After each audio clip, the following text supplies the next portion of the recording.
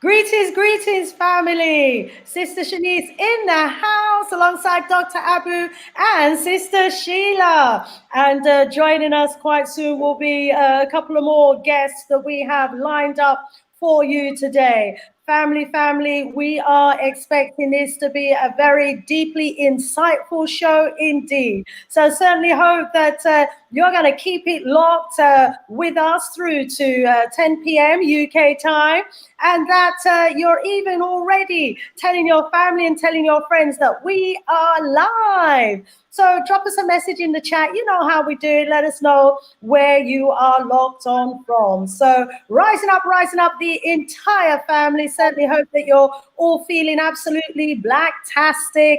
Hope that you've had a beautiful, fabulous, bombastic, strong. Yes. So you're locked into the Sister Shanice show, and we've got a very important topic that we're going to be discussing today and unwrapping, and looking forward to it indeed. Let's rise up, our panel members who we have in the house. First of all, starting with Dr. Abu. Rise up, Dr. Abu. Vudum family, Vudum. Vudum. Sister Sheila. Rise up itself, Sister Shanice, and to all the family them in the audience. Wolipa vibration. Give thanks. Wolipa vibration. I like that line there. Wolipa vudum too. Yes. And Sister Sheila, I don't know if you was able to hear my show earlier today, but we were talking about Haiti, and we were talking about the voodoo ceremony there. What a powerful ceremony it was, and it kind of brought back for us really the power of the voodoo. Oh my days, Sister Sheila, how you doing? Voodoo, Sister Shanice, rise up, Dr. Abu. It is always an honor to be amongst my people. I greet the listeners as well, the viewers. Thank you very much for this time. It is an honor to be in your midst, and we're going to have a brilliant, wonderful time whereby we're going to teach each other, vibrate high, and get closer to be the people we are meant to be. I give thanks. Give thanks for you being here as well, Sister Sheila. I like that. We are going to be vibrating high today. Yes, indeed. Dr. Abu, I don't know if you caught my radio show on the Big G earlier, where we were talking about Haiti and the voodoo ceremony. I never caught the show today, sis. It was powerful. Elders, the sun is blazing, and sometimes we elders need a little adjust out in the sun, Okay. All right, so that's what happens. Well, I'll tell you, the show today was on fire, and we were rising up the names of some of our ancestors, like Taki, like Bookman Dotti, like Cecile Fatiman, and the other Haiti revolutionary freedom fighters. My, we were talking about, how they organized, the revolts, and there was Padre Jean, who was one of the earlier organizers of the big rebellion down there.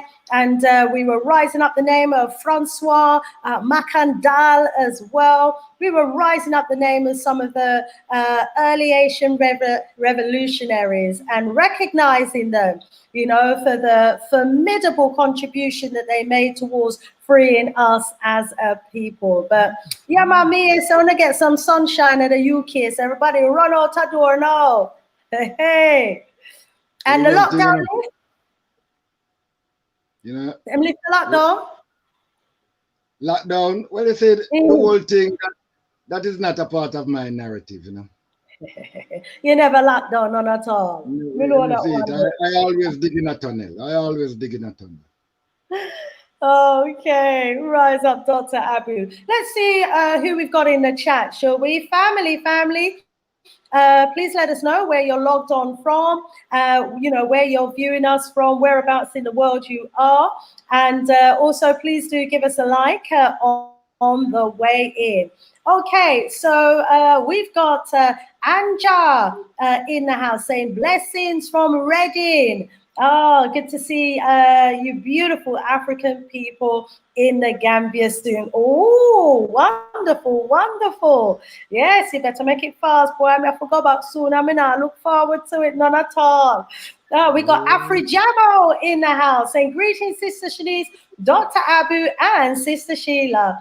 And real Africans in the chat watching from Ghana. Rise up yourself, sis, from Ghana. I actually saw a video of a Jamaican restaurant, Jam Down, I think it was, in Ghana. Oh my days. Or Jam Rock in Ghana. Thank you, Errol. It looked absolutely beautiful. I'm like, wow, I would go to Ghana just to visit Jam Rock, Jamaican restaurant. Let us know, Afrijamo, have you been there before? Also, rising up, Sinovia, saying, greetings, family. Hey, my beautiful sis, Anja, Africa.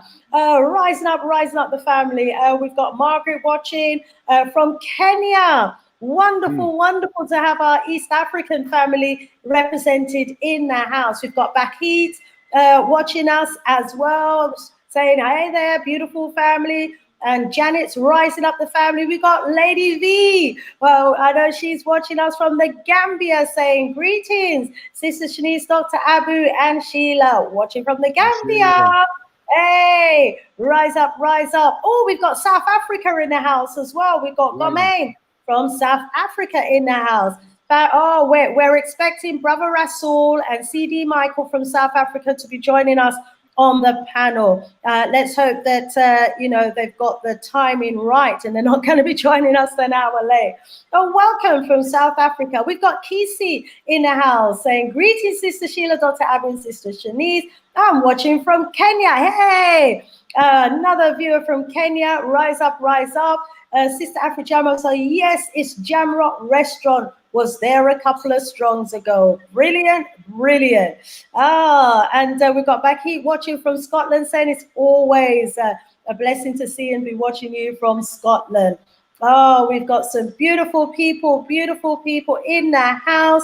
Thank you so much.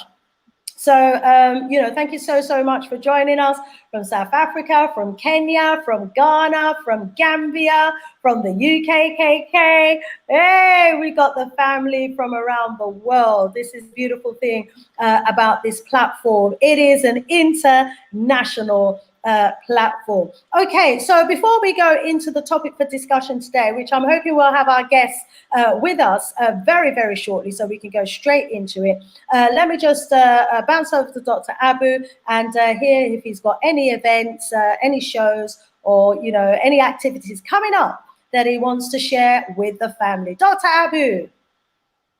The NSG EM Garvey movements, them having their first year anniversary here in Riley and Peckham, you know. The young people, them, and we have to go out and support them, you know, and rise up to the community who's rolling visual up by King College Hospital. Yes. Sasha Johnson, you know, yes. We're still working on that, because it's not all the media putting out certain things, you know. Not all the media putting out certain things, and we have to be very visual and look out for one another, especially in this time. Most definitely. We got London in the house. We've got Atlanta, Georgia in the house. Oh, absolutely awesome. Sister Sheila, do you have any events or activities coming up that you want to share with the family? At the moment, when it is summer, like Dr. Abu said, when it is summer, when it is hot, we need to be out there. So I have released my calendar and I'm just maximizing on the sun, maximizing on the vitamin D. It has been a while since I got this hot blazing sun on my skin. So right now, any event is just going out there, enjoying the sun. And as the time goes by, if anything comes up, I will make sure I share far and widely. My message to my people out there, go out in the sun. There's healing there for us in the sun. Go out in the sun. Wherever you are, I give thanks. Absolutely agree with you on that. Let's get out and top up our melanin, get that vitamin D. Okay, so next Wednesday, we're going to be talking about the Hereru and Nama genocide and the offer that was made by Germany. So that's the discussion for next Wednesday, the 16th of June, here live on YouTube in the morning. We're going to be having a discussion about the fight to take back the mind of our children.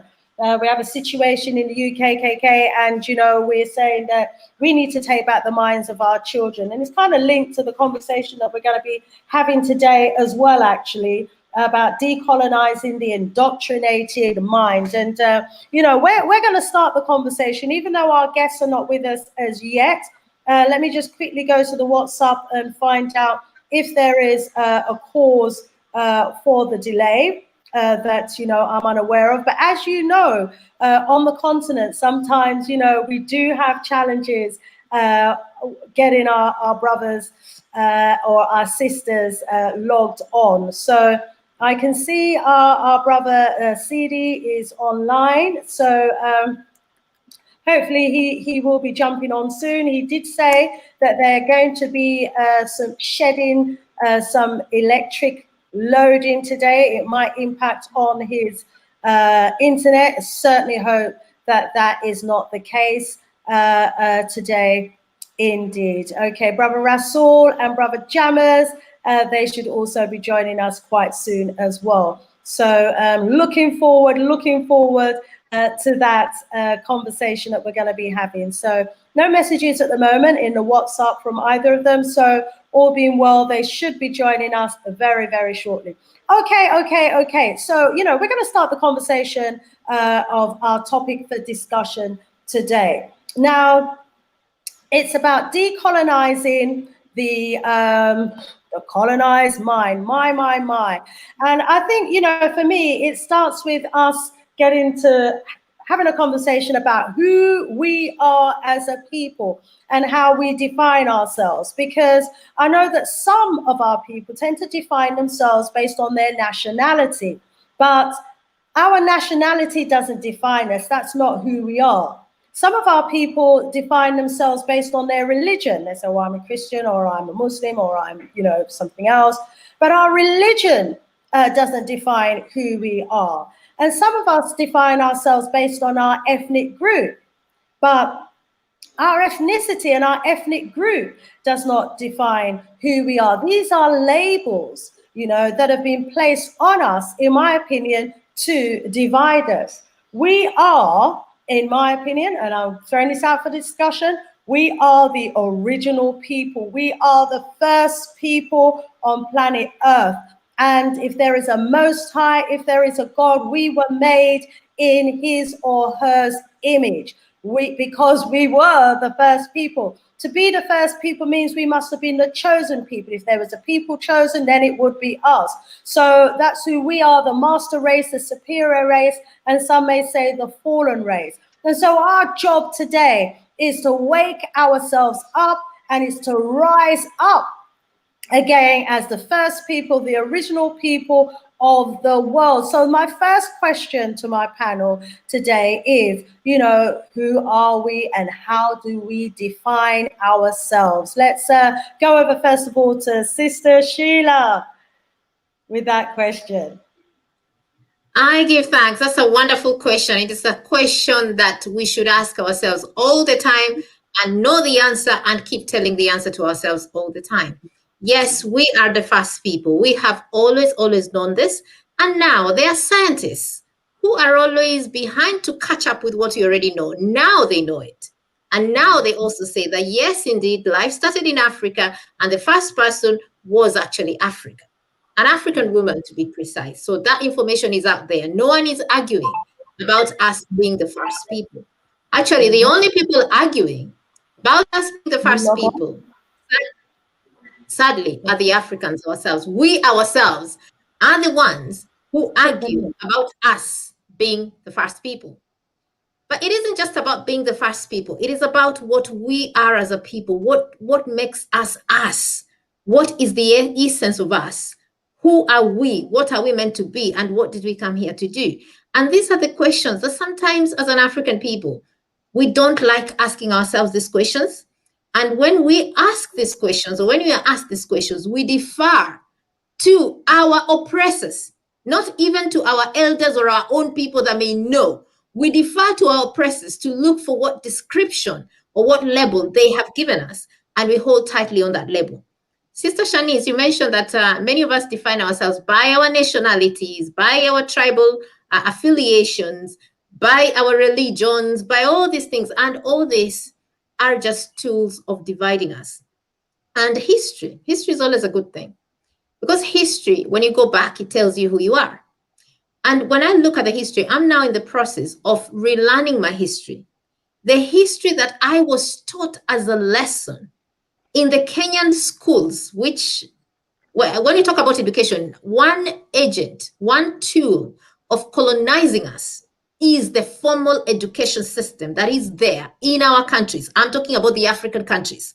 The education system in the African countries is the one area whereby we are colonized thoroughly, and we are defined thoroughly. Children normally know who they are. They know they are fully beings. They've come to take up space. They are them. And then they go to school, and the school starts telling you, no, you are not that. You are this, and you're this, and you're that, and you cannot be this, and there's wrong with you being this, and all that. So in school, I was taught who I was, and I was taught the history of who I was. And the history that came to me as I was preparing for this show is our teacher teaching about the scramble and partition of Africa. And the teacher taught it as a very wonderful, good thing that happened. So as we sat there in the class and we were taught about the scramble and partition of Africa, we were joyful, we were smiling and cramming. We did not know that this was a very bad thing. It did not even occur to us that this was a horrible thing to happen to us, that this is something that was affecting us. To us, it was like one of those things that was happening. And eventually the teacher said, you know, you in Kenya, the British did take you, and the others, the Belgians took, and others, you know, the French took and everything. And then the teacher went further and said, you know, you that got taken by the British, you are Anglophonic countries, and you benefited more than the ones that got taken by the other countries. And we started comparing notes, and we were actually quite lucky, felt quite lucky and blessed that indeed the British chose us. And then we proceeded to talk about the benefits of colonialism. This truly was in the curriculum. I sat in class, learned this, and even sat exams. And we talked about the benefits of colonialism. And amongst them was bringing civilization, bringing language, bringing education, bringing governance structures, bringing law, bringing religion, bringing this. And we were innocent children. So we were taking in what the teacher was telling us. It is years later that I sit back and I weep at the trauma that was just passed down to us in the ignorance. I don't know if the teacher was ignorant as well, but certainly we as children, we took this as the gospel truth. And it ended up being a defining thing. It ended up being something that has defined us as a Kenyan people, as an African people, to the point that it becomes very hard to unite us as a people, because we've been told we are already this, and this does not get along with that, and that does not get along with this. And I see this in effect in June 2021, when I am amongst my African people. We identify ourselves, depending on where you are, we identify ourselves with colonial labels. So for example, I went to make my hair, and in the salon, we have the Jamaicans in the salon, and we have the West Africans. So it is very clear. You have to say whether you're a Jamaican or you're a West African. And there is a clear divide between the two. Only that racism and the economic dynamics of the plantation we live in has forced them to share this space. But they clearly don't like sharing this space. So we are here sitting. When you come to make hair, there is that animosity and antagonism. Each of them wants to take you because it's business. But so you're either aligning yourself with the Caribbeans or with the West Africans.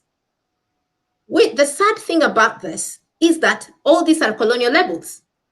The Caribbeans came from Africa, and only that the colonialists stopped them there in the Caribbean.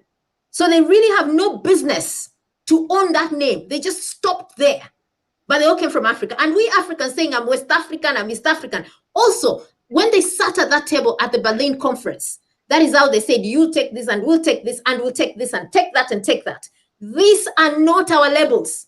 We should not be sitting in the UK, where white supremacy was born and bred and it's being nurtured daily, and start owning these divisions that were put to us years ago, hundreds of years ago.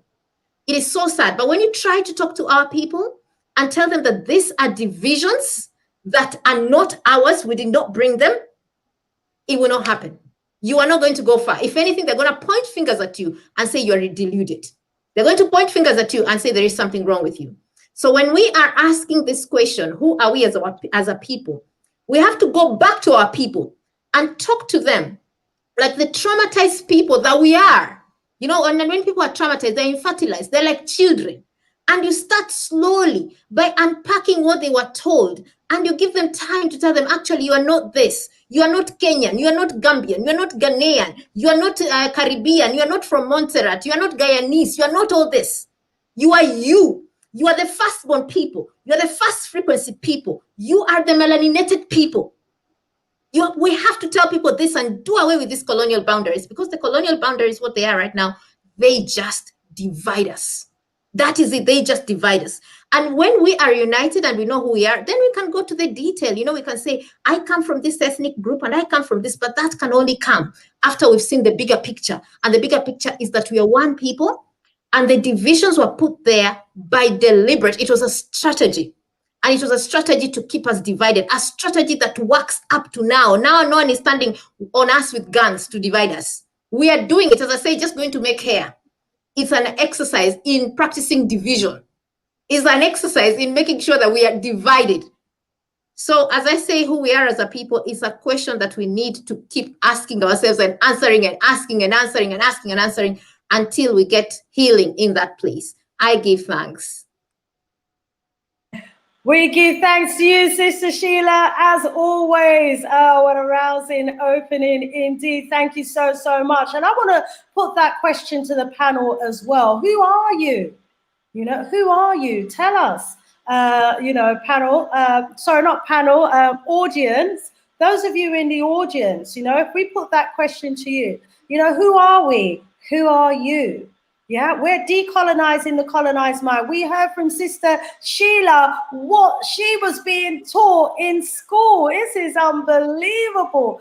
Oh my days, they were taught to celebrate their conquerors, celebrate the invaders, to be grateful, yeah, that they had come and invaded Africa and divided up their continent, you know, that they'd brought them language as if they didn't have a language before, that they'd brought them civilization as if they weren't civilized before, only as if we weren't the ones that had actually civilized the world. And, you know, and we heard about this, those of us from the Caribbean and those of us as the diaspora in the UK, we had heard about this indoctrination. And, but here we are hearing it firsthand from someone who was actually taught all of that whitewashing, brainwashing in the schools. Oh my days. Let's go over to Dr. Abu and hear from Dr. Abu from your perspective. Dr. Abu, who are we? Who are you? Well, rise up, Sister Sheila. Well put. You know, why I would just sit down and just make it talk all the time, you know, because we are saying some serious thing. You know, who are we? I am one with nature. You know, I'm not, you see, when we start to use word like promise and chosen, we're not who we are. Because these are not African narrative. You know, I go back to my childhood and I can tell you that, as I said, the only anti-colonial virus that come to us in the West is Rastafari. I mean, I thought these long-ear Catholic nowadays. I thought the true voodooists them, because they were the true herbsman. You know, see, the true people them like Macandal and them thing. Those are the same set of Rastaman them. You understand? And what we do, we reject it. If you look into Africa right now, Catholic going there and colonize them, mercenary upon them, enslave them, and African leaders now are Catholic and all of them thing there. So The whole thing about it, who I was, I am a child of the kidnapped people who is recovering from white privilege addiction.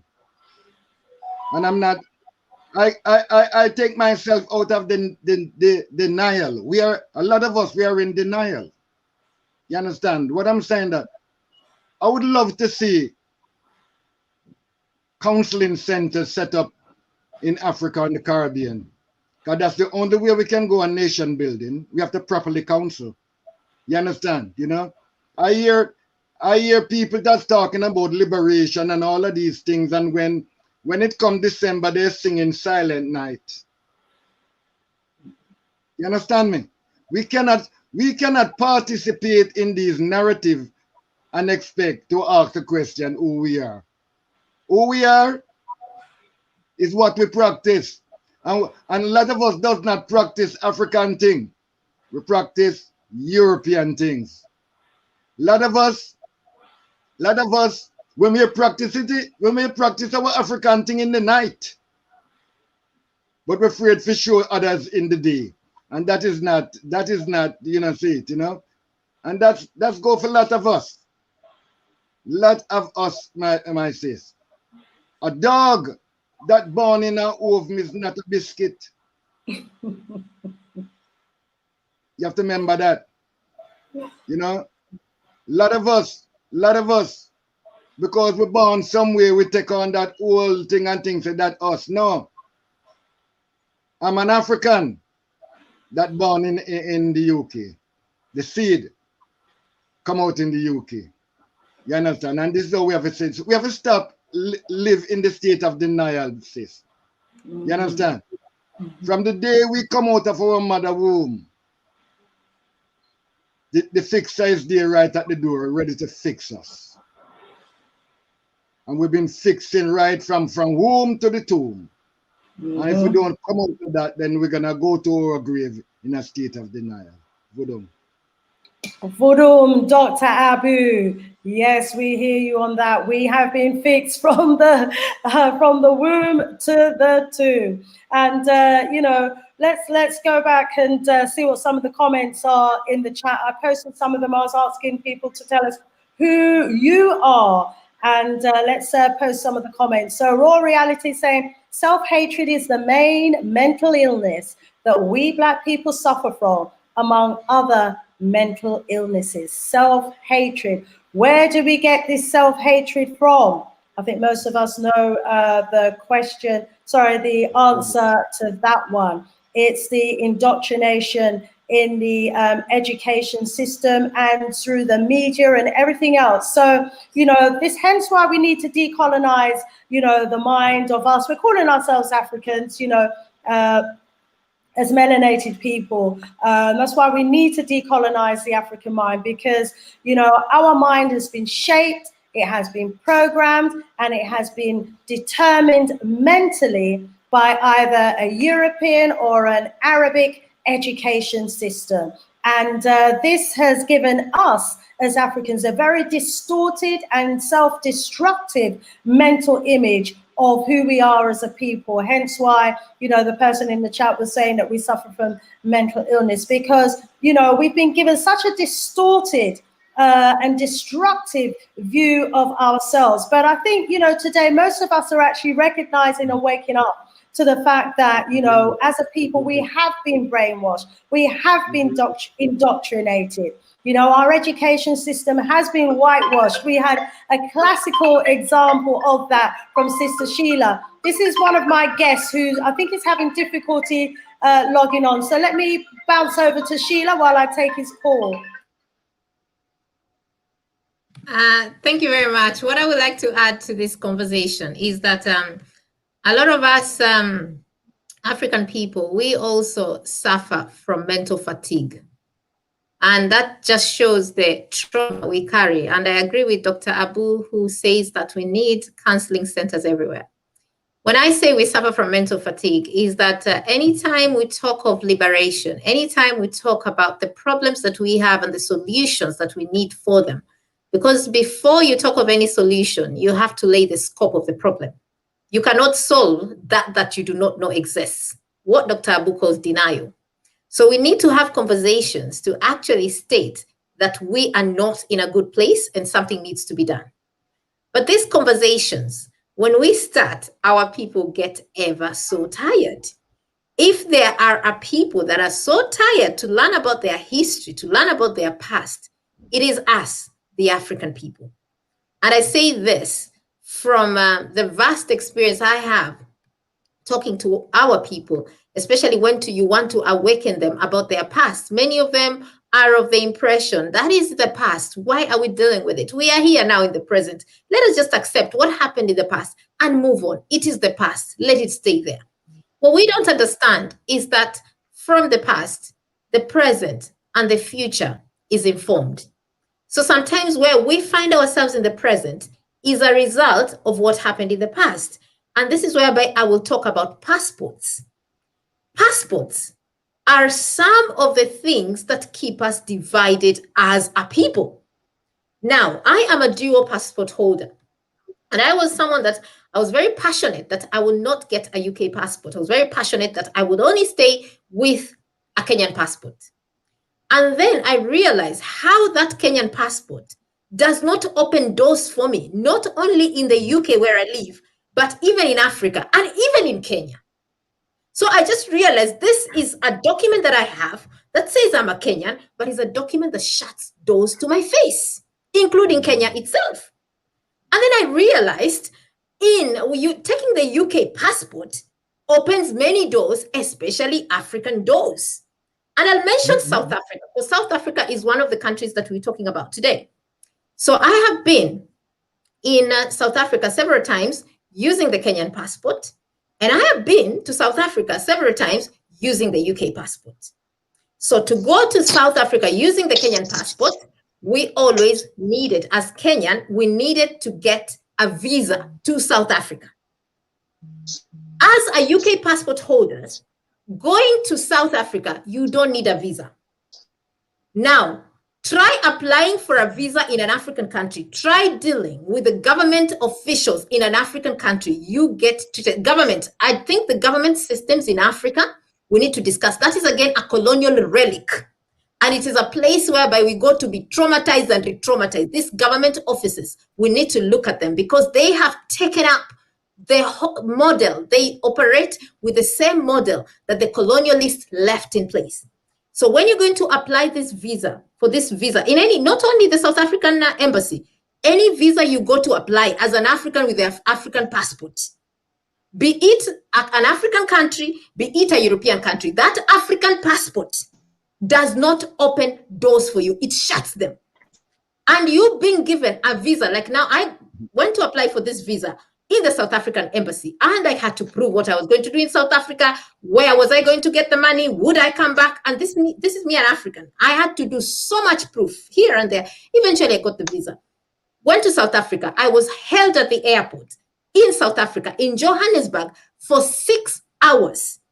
And the reason they kept me there for 6 hours was because the passport that had been, the visa that had been put on my passport was a visa. It's a document. It's a paper that they stick on your passport.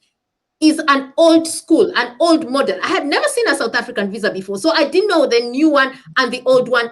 I didn't know how they looked like. When I was given by the South African embassy, so I assumed that was the correct visa. I arrive at the in Johannesburg, and they tell me this visa was phased out. So they had to call the South African embassy in Kenya, and it was a long-winded process. Took 6 hours before someone came on the line, and they said, yes, we gave her the visa. Otherwise, they were deporting me back to Kenya at my own cost, based on the visa that had been given. So anyway, that was the first time. Second time, I went, the visa they put, still on the Kenyan passport, the visa they put was slightly creased somewhere. So it was not lying nice and neat. That crease earned me 3 hours at Johannesburg airport. Another time I went, I had carried traveler's checks because I realized changing money in South Africa is another long-winded. First of all, don't even go with your Kenyan money. It is not recognized there. Again, money, currency is another colonization tool we talk about. The UK pound, the American dollar, the European euro is allowed anywhere in Africa. You will go to any forex bureau and change it. Try your African currencies outside your own country. It is not accepted. So I had travelers checks, and the travelers checks, apparently, I don't know, they had what problem where. I was held at the airport again in South Africa. This is going with a Kenyan passport, with a South African visa on it, going as an African. And the South Africa itself, going as an African in South Africa, the African people in South Africa had a big problem with non-South African blacks. Like me, Kenyan being there, that is another experience altogether. But let me stick to the passports for now. Now, with a UK passport, there is no visa to South Africa. You just arrive at the airport. And when you arrive at the airport and flash your red passport, they let you through. Don't say you're African at that time. Let them assume you're Black, British, or anything. If you hint at your Africanness in this African country, questions might be asked. So don't even hint about, for me, I don't even hint about my Kenyanness. I don't hint about my Kenyan passport. I keep it very far away and only operate with the UK passport. Because right now, I am benefiting on the benefits of white supremacy because I'm holding a passport that is a passport of white people. So I'm now dipping into white supremacy and benefiting. I must say, all these people at the airport, there's never been a white person. These have been fellow Black people. And I must say, in South Africa itself, I have faced kindness, and I have faced kindness and civility and dignity when I have been around white people. When I have been around my Black Africans in South Africa, it has not been a pleasant experience unless I remove my British passport, speak with a British accent, and talk like I only know of Britain. I do not know anything to do with Africa. This is an example of self-hate. It is an example of self-hate, whereby we see fellow Africans, and because we have hatred in us, we can only give hatred to them. And because we have this white privilege addiction that Dr. Abu mentions all the time, when we see anyone that looks like they are associating with the Caucasian, like when you have a Caucasian passport, then we want to gravitate towards them because through them, they can rub off some of their Caucasian dealings with us. It is an example of self-hate, and it shows the illness that we carry as a people. The whole idea of having passports in Africa is a colonial relic. In Africa, we did not have passports because there was no stranger in Africa. And if you look in our African languages, you will struggle to find the word stranger in our African language. You'll find words visitor, you'll find words a new person or whatever, but you won't find the word stranger, like for like. It is not there. Because there were no strangers in Africa. We were free to walk in Africa. We did not have these borders. These borders came in place when the oppressors were fighting over Africa, and each of them wanted a piece. And they realized it is going to mess up their colonization if they keep fighting. So they sat together at a table and came. It took them 3 months to come up with an arrangement and say, you take this bit, I take this bit, take this bit, take this bit. No African was at that table. Hello, am I in the studio? And they, yes, please. Yes, we can see you, my brother. We'll come to you in just a short while. Okay, let me finish. So they cut up the countries and they said, I'll take this and I'll take this and I'll take this and I'll take this. Okay, I think he's saying he can't hear anything. Oh. My brother, you need to turn up the volume on your computer. We've got Brother Rasul. I can see him in the background there, but it seems the signal is not strong enough for us to see his image on screen. Or I've not seen his image on screen. Are you seeing Brother Rasul on screen, Dr. Abu? No, Sister Sheila? No. Okay. Brother Rasul, we're not seeing you on screen, but let's see if we can hear you. Greetings, Brother Rasul. Greetings, Brother Rasul. No, his signal is very poor where our Brother Rasul is calling in from at the moment. Okay, our brother Ngila from South Africa, welcome, welcome. Let's see if we can hear you. Yes. Can you hear us? Okay, so he's not hearing us at the moment. We can hear you faintly, my brother. Okay, so you'll need to, let me give him a call, actually, and see if I can talk him through getting himself set up there. So family, apologies for the interruption there. Sister Sheila, you were in full flow just there. Let me allow you to continue flowing. You know, we just love to hear your stories. And then we'll go to Dr. Abu. I'm just going to make a phone call in the background to our brother CD. Okay, Sister Sheila. Thank you. As I was saying, the passports are things that are not working for Africa. Well, we have to know things that work for other people, things that are a machination of other people, they work for them. The passport certainly works in the UK. Like, for example, when you're traveling across the EU with a UK passport, or even when you want to go to America with a UK passport, it is a very easy, streamlined process. You don't get held up anywhere. It is such a smooth process because the passport is their thing. So they know how it works. Same thing with things like their politics and elections. For example, here in the UK, we just voted for the mayor a few weeks ago. It was a very seamless process. Voting was happening in schools. The schools were in season. The students were there. Voting was happening. It did not interfere with anything. By the next day, the results were out. Everything was fine because, again, this democratic system is their thing. Then we come to Africa, whereby we have been divided left, right, and center. Things like passports become a place where divisions come up in full-fledged. And you don't even have to travel. In my country, Kenya, getting the passport itself used to be a very long-winded process. It was just a process whereby sometimes you would have to look for someone that knows you. The person that knows you would have to come from your tribe or come from your church or come from your village. So even the divisions were there in getting that passport. Then once you've already got that passport, the traveling itself, crossing from one country to another, that passport does not necessarily guarantee you entry in a particular country, or if you enter that country, does not guarantee you having a good time in that country either. The passport really does not work for us. It just divides us further. And when we look at things like elections and the democratic system now, that is one avenue that divisions are rife based on tribal lines. So for me, when I look at these things that are there, the things that remain, that were introduced by the colonial master, and they're still present in our country, they have continued to divide us. They do not work for us in any way. And they take us from who we are. We end up not knowing who we are because we focus so much on dealing with these traumas and these issues that these things bring that we actually do not have any time to go deep within and know who we are. I give thanks. Over to you, Dr. Abu. Give thanks, Empress. You know, give thanks. So what you're saying is true, you know. You know, we have to know that we were educated to tell lies for European. That's the truth, may I tell you.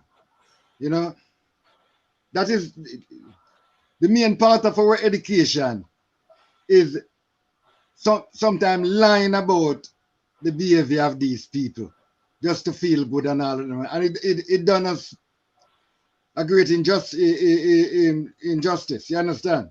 It won't bring us to where we need to go, especially when we have young people. When we have young people around and they can see that we're damn lying blood. You understand? Not because we're a coward or because of our job or because of the position that we're in. You understand? You know, if we're gonna decolonize our mind, we have to mean what we say and say what we mean. You understand? If we're gonna decolonize our mind, we can't be weekend people and bank holiday and liberation day. We have to be everyday people. You understand? And the reason why we end up in those things is because we're still using the European narrative. You know? Hello. And it's odd nowadays. It's odd nowadays when some of us reach a certain heights in life and the truth hit us. And we decide so we not turn back. And this is where a lot of us reach. We are functioning on repetition, not the truth, repetition. And that is the behavior of a junkie.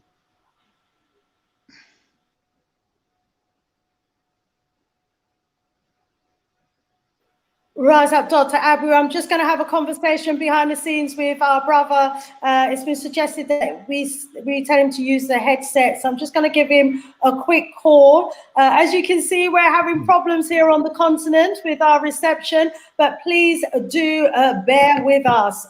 So important. So, you know, let me throw a question in there to the panel, and also to, you know, those of you in the audience, you know. So, you know, we were talking about South Africa, we were talking about the challenges coming in and out of the country. And, you know, we're also concerned that we hear our brothers and sisters in South Africa calling Europeans Africans or Afrikaans, who have the right to African land. Wow. So when I hear that, I'm thinking we are in trouble. And when I hear our South African brothers calling our African brothers from the continent foreigners, and have no hesitation, you know, to mete out, you know, violence against them, I know we're in trouble. When I see our South African brothers, you know, being brutalized at the hands of our own brothers, when I see our African brothers, wherever they are, being brutalized by other brothers, you know, in the name of religion, in the name of tribe, in the name of nationality, I know we're in trouble. When I see the brutality of some of our people that we're meeting out on our brothers, I know that there is a serious colonized mind that is in operation here. I know that we must be out of our right mind. And, you know, it could be potentially what we describe as menticide. I'm going to come to that in a little while. But let me, you know, go back to the panel. When we hear our South African brothers and sisters calling Europeans Africans and Afrikaans, who seem to have no problem, you know, accepting and embracing them on their land, but they seem to have a problem with people who look like them when they look in the mirror, you know, who were born on the continent, the same piece of land, you know, that they were. I mean, what's going on there? Let's go to our panel. Sister Sheila, over to you, first of all. Let me give our brother a call, see if we can get some headsets on. I give thanks. When we see our own African people, brothers and sisters in South Africa, calling Africans from other colonial borders strangers, that is just an example of the self-loathing, the self-hate that we've been taught, which is an effect of the trauma that we carry. It's indicative of the trauma that we carry, the healing that needs to be done. When we see the same South African brothers and sisters, when I talk about the South African, I'm talking about the melaninated, the Nubian melanin people in South Africa. When we see them calling the Boers, their oppressors, the ones who brought apartheid there, when they call them Afrikaans, then we look at that as the white privilege obsession, the addiction to the white privilege. And this takes us back to perishing for lack of knowledge. And it takes us back to our history. And it takes us back to this concept called the Stockholm Syndrome, whereby you align yourself with the oppressor, that you want to protect the oppressor, you want to gain favor of the oppressor. And sometimes to show the oppressor that, you know, I am on your side, I can kill my brother for you. I can hate my brother for you. I can chase away my brother for you. This is all showing the mental illness that we carry as a people. And it is showing that we are still being played. It is showing that we never, ever actually dealt with colonialism. They may have left in physical terms, which in South Africa, they actually never left. They're there. It simply means nothing has changed. It is us who are now trying so much to change to accommodate these oppressors. Now, with the oppressors, we have to know that they are the ones winning. They are the ones winning, and they're the ones who gave themselves that Afrikaans name. We should not call them with Afrikaans name. We should call them Boers. We should call them oppressors. We should call them colonialists, or the best name we should call them is strangers in Africa. The strangers in Africa are not the fellow Africans. They are not the Nubian melaninated people. Those are not the strangers in Africa. Not the Kenyans, not the Ugandans, not the Gambians, not the Ghanaians, not the West Africans. Those are not strangers in Africa. The strangers in Africa are these Boers. They are the British, the Australians, the French, the Germans, the Swedish, the Norwegians, the Netherlands, the Americans, the Canadians, these are the strangers in Africa, not our fellow brothers and sisters. So when the people in South Africa and any other place, the strangers, when we call other strangers, it's not only in South Africa, even in my country, Kenya, in other places, we call other people from other countries, we call them strangers. But we don't see strangers. When we are sitting in church, worshiping Jesus, I think from Palestine or wherever Bethlehem was and everything, we don't see a stranger there. When we are in the mosque, worshiping or taking in this Arabic culture, we don't see strangers there. But when we see our fellow brothers and sisters that could be coming from another community or could be bearing a name that is from a certain community, we see strangers there. So this is a problem that is ours, and it's a problem that only we can solve it. And this is a simple problem to solve by knowing who we are and by knowing our history. This is not a problem whereby we need to call on to the World Health Organization or the UN or the African Union. Now, the African Union, I hope we'll talk about it today, because that is another problem we're having. So instead of calling meetings and discussing, these are some of the things we just need to sit down together as a people and know that these are the strangers. They're strangers because they came in from somewhere and they did not come in with good intentions. They are strangers. And these are not strangers because these were the people of the land from the beginning. They cannot be strangers. And then we also have to know that when we face racism under this white supremacy system that is ruling the whole world, we don't face it as an individual Black person. We face it as a collective Black people. So you find the Black people in South Africa are suffering under the white supremacy the same way the Black person in Kenya is suffering, the Black person in Jamaica is suffering, the Black person in the UK is suffering, the Black person in Australia is suffering. We are suffering the same Black oppression by the same Caucasian oppressor under the white supremacy system. There is no division. They don't say, oh, these are Blacks from South Africa, they are not suffering. These are Blacks from Kenya, they'll suffer a little bit. These are Blacks from America, they'll suffer more. We are all suffering under the same system. So because you're suffering under the same system, we have one common enemy. And the solution can only come from us coming together and knowing that we are one people. And there is someone that's benefiting from our divisions. And that person is not our fellow brother or sister, because the fellow brother or sister is suffering like us. So as our Black people, as I finish off, we need to have very serious conversations. We need to have very serious conversations, and it's conversations that are in the line of who really is benefiting from our division. And how are we benefiting, we ourselves as Africans, how are we benefiting from our divisions? Because once you know who is benefiting and who is losing, you may find you're making different decisions altogether. Budum. Budum, give thanks, give thanks. Want to rise up, Brother Rasul in the house? Welcome, Brother Russell. And apologies, I just had a brief power outage, but fortunately, the generator kicked in. Yes, thanks for continuing, Dr. Abu. You don't know how it goes.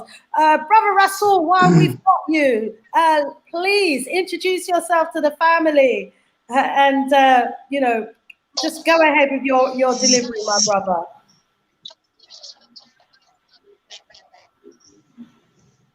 Don't think Brother Rasul can hear you. Are you hearing me, Brother Rasul? You are breaking up a bit, but I can hear you now. Over to you, my brother. I came in a bit. Greetings to everyone, the listeners, the panel, and I have been absorbed in the last few minutes of discussion and fighting around trying to get in. I'm not sure if the enemy agents are keeping me out, but something is keeping me out. So I don't want to just put it down to white supremacy. I'm going to put it down to gremlins in the system.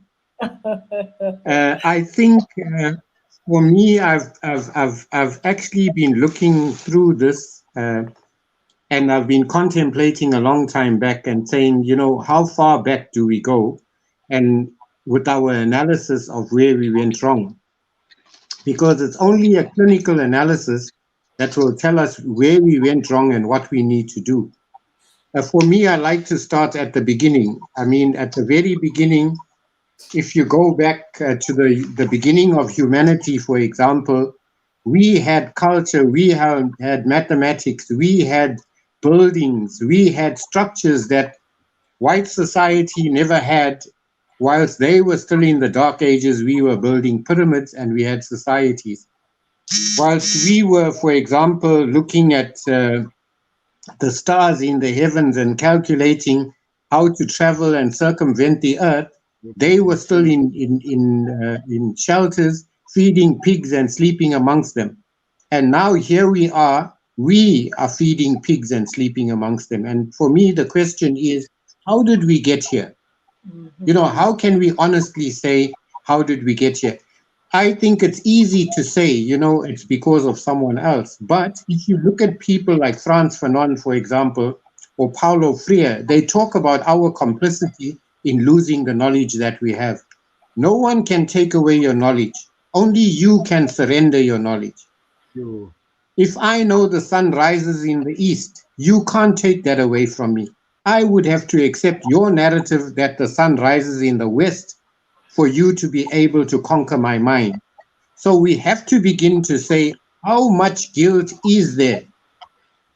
For example, when you read Fanon and you really go into his psychopolitics, he talks about what is called the psychology of the oppressed, where the oppressed become part of their own oppression.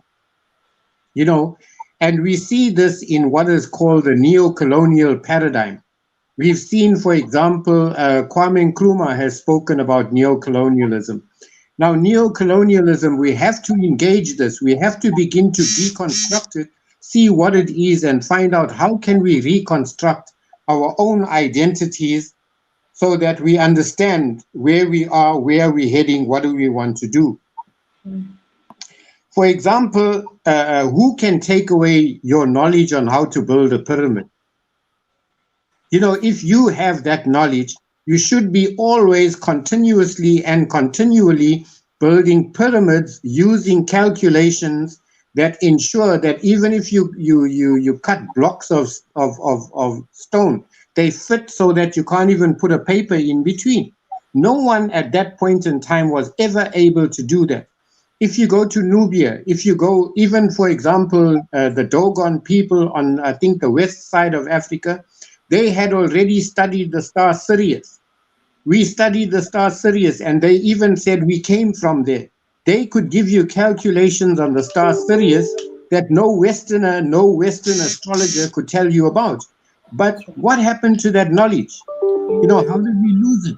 Today, if we look at the stars, we can just about recognize which star is which. And in fact, we're hardly ever looking at the stars and the heavens and saying, you know, what's up there? How do we begin to calculate what's up there? How do we begin to, for example, navigate? That's why we're now insulating and isolating ourselves in Africa. Yet, if you look at the origins of the human species, if you go back from the Neanderthals to the time that the Homo sapien emerged, the Homo sapien was African in nature, and he was from the southern tip of Africa, migrated out into the world, migrated into Europe, and then there was the second inward migration. When we migrated, we took knowledge to other people. We built civilizations in other places, but we've forgotten. Now, no one can make you forget. You consciously forget. You consciously reduce your thinking. And for me, what has happened is we've got to now begin to say, who are we? Because when we think of Africa, we think of only the land mass. Yet Africa is throughout the world. For example, there's the new Pan-Africanist thinking where we talk about international or planetary Pan-Africanism. That is the new thought, the new process of thought. Because if you go to America, for example, Africans were there. If you go to China, Africans were there. If you go to Japan, Africans were there. If you go to some very foreign places, Africans were there. They're remote places, but we were there. And we forget that we were there. We forget that we contributed to that society. We forget that we shaped that society. That's why we come back to Africa and we say we actually engage very reductionistly. I've done a little paper here. I wanted to actually write something on this. And for me, the African is under attack. The African is under attack internally and externally.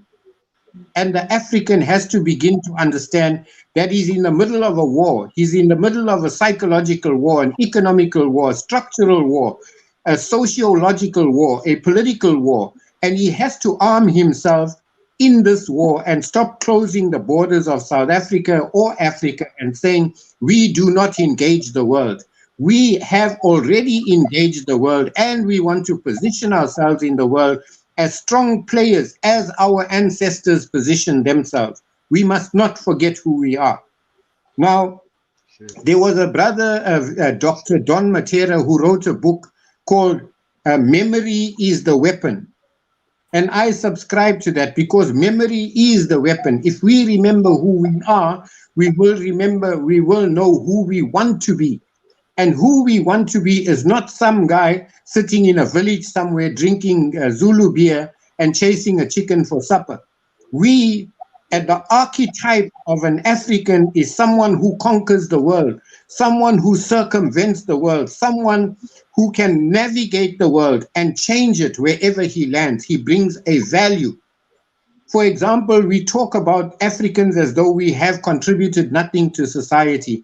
We forget that even the space programs, they don't send a rocket into space unless they consult an African mathematician to verify the numbers. We've just recently gotten an African woman who has now cured cancer using nanotechnology. But we don't talk about this. Why? Because we ignore the challenges or the achievements that we have because we're too busy figuring out how to buy another car, how to buy a flat screen TV, how to be better than my neighbor.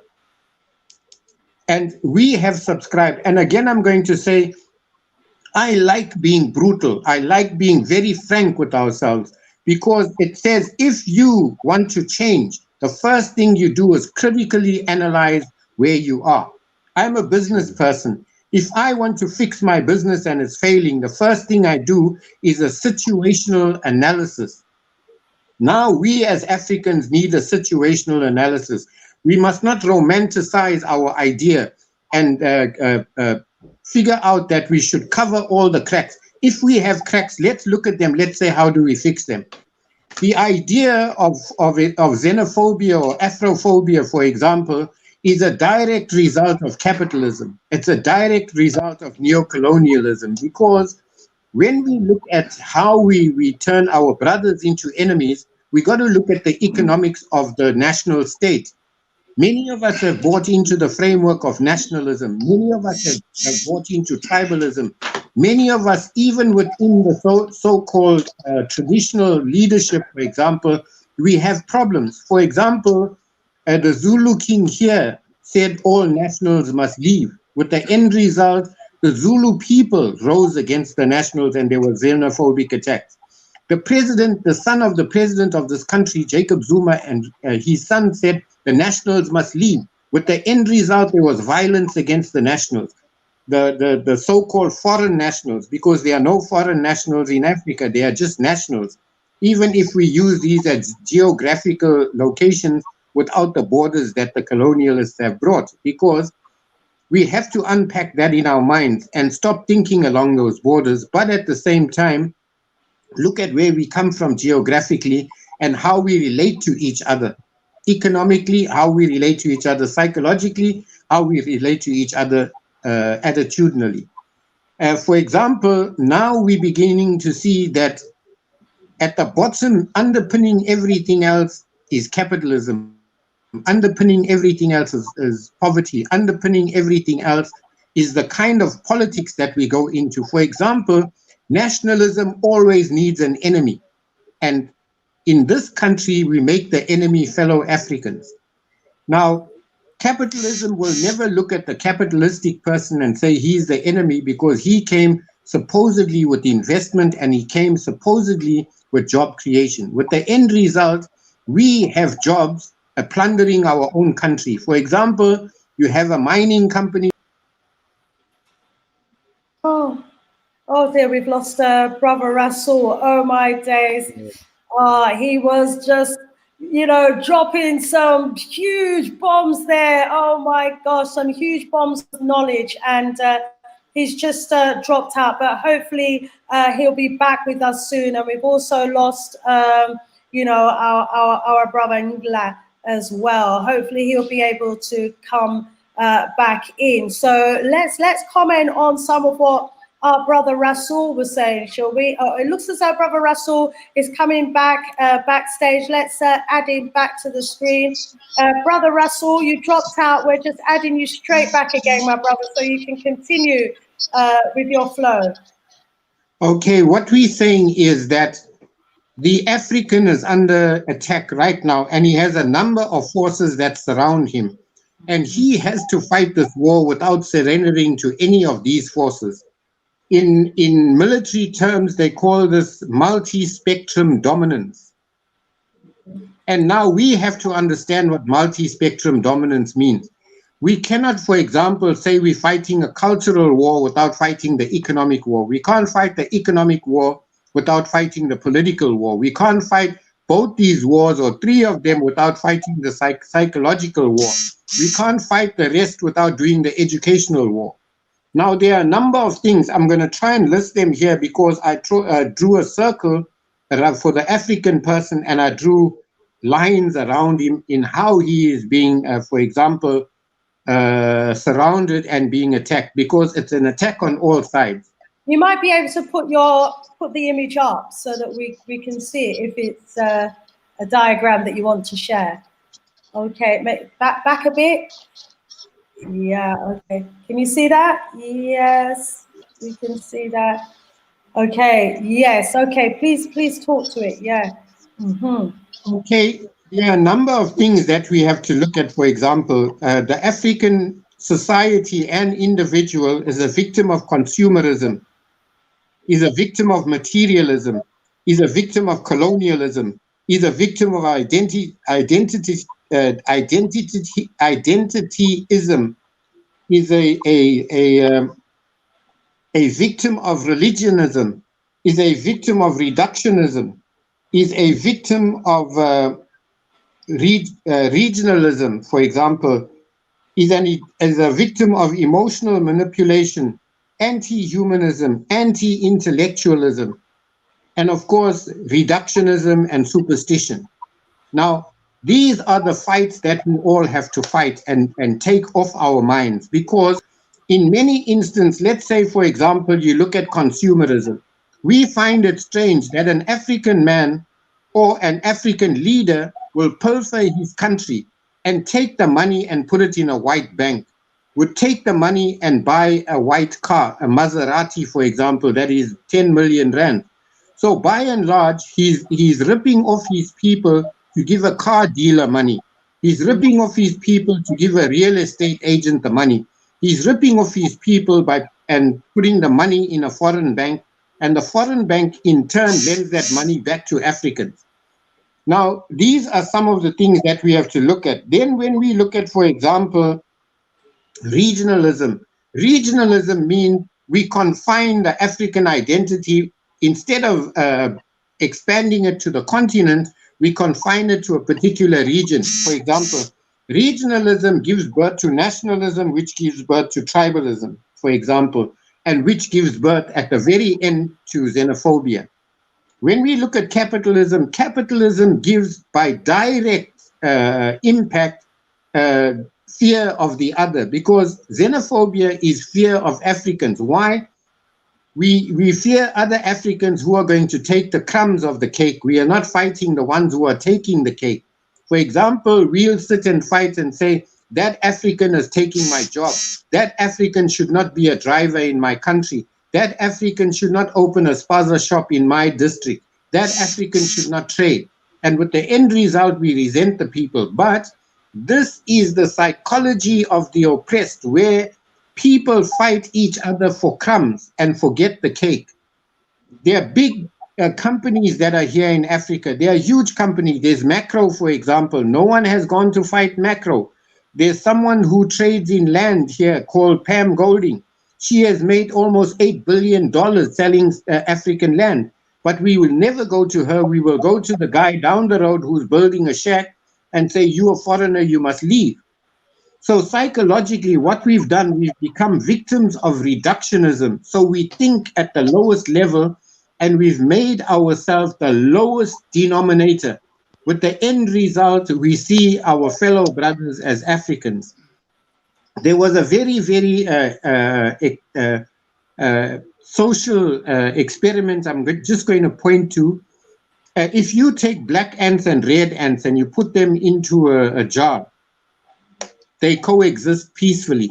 But the minute you shake the jar, they attack each other. Why? Because they think the other one is the enemy, forgetting the person that's shaking the jar is the enemy. Now, this is where colonialism, capitalism, consumerism comes into play. And these are the battles that we need to fight. I think later on, or maybe following me, Comrade Muendo Ngila is going to speak on his book, because he tries to address this in a very, very astute manner, a clinical manner that talks about how our minds are shaped, how our minds are changed, how our minds are stolen and given back to us in a different form, where our minds are now square pegs trying to fit into a round hole, and they don't work. Brother Russell, thank you so much for your presentation. We're going to unpack it in a little while, but let's grab our brother Ngila while we've got him with us. Okay, thank you for that. Brother Ngila Moende, can you hear us? Let me give him a thumbs up to talk. I said I'd give him a thumbs up, and he just presents because we're able to hear him. My brother Ngila Moende, can you hear us? Okay, let me. Okay, he's having difficulty hearing us. We can see him, but it doesn't appear as though he can hear us. Okay, my brother, said I give him a thumbs up. No, maybe he's not. Okay, alrighty, brother Russell, what a powerful presentation. There was so much in what you delivered there, you know, and you know, spot on in my opinion on so much of what you said. Yes, we do need to remember who we were as Africans. We have fallen from such a great height, you know, and well, how has that happened? That's an important question. How is it that we forgot? Why is it that we've forgotten how great we were and how great we are? We were talking earlier about the miseducation system. We were talking earlier about the whitewashing of the education system and the brainwashing. But you were saying that, you know, we have to, as a people, you know, make sure that we don't forget who we are. And I accept that we are under attack. We are under attack on so many different fronts. I mean, it's like we're a people trying to put out fires all around the world. And how is it that we as a people who had so much knowledge have now lost the knowledge that we had? Why has that knowledge not been stored in our DNA? You know, or is it that that knowledge is there, but, you know, we're just not tapping into it? You know, and you said that xenophobia is a result of capitalism and poverty, and you know, and how is it that we as a people in South Africa are fighting for the crumbs and fighting amongst ourselves for the crumbs, but not fighting, you know, those who are taking the whole cake? Let's go over to our panel members for some contributions to what has been said so far. Sister Sheila, let's bring you in here.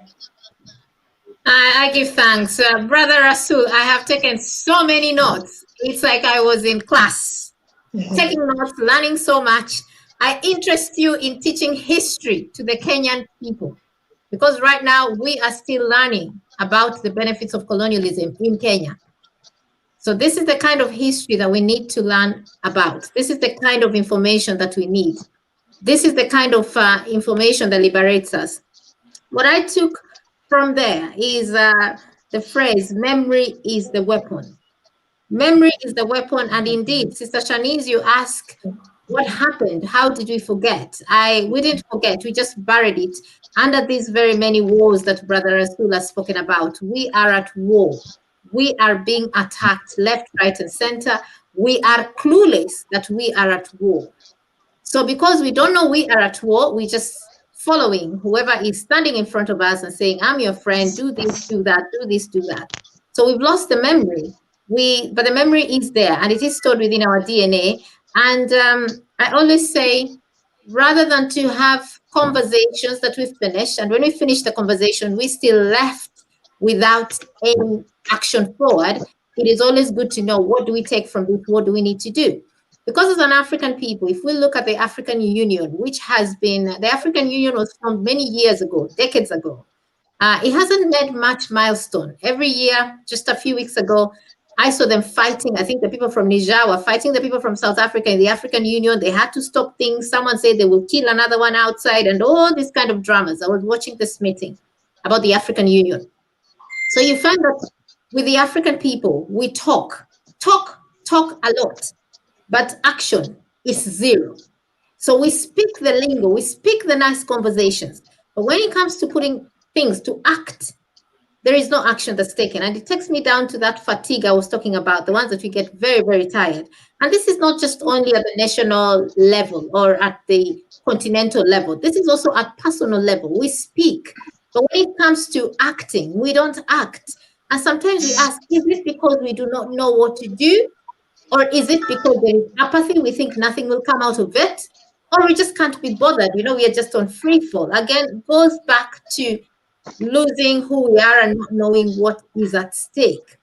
And so from this conversation, what I'd like to say is probably ask my panelists, say what I want to say, then ask my panelists, especially Brother Rasul and Brother Nkila, who we say has a book, and Dr. Abu, to tell us again the way forward, what we need to do now. We are in this state. For me, I would say we need to nourish our minds. As we say, as Brother Rasul has said, memory is the weapon. And it looks like we've lost the memory.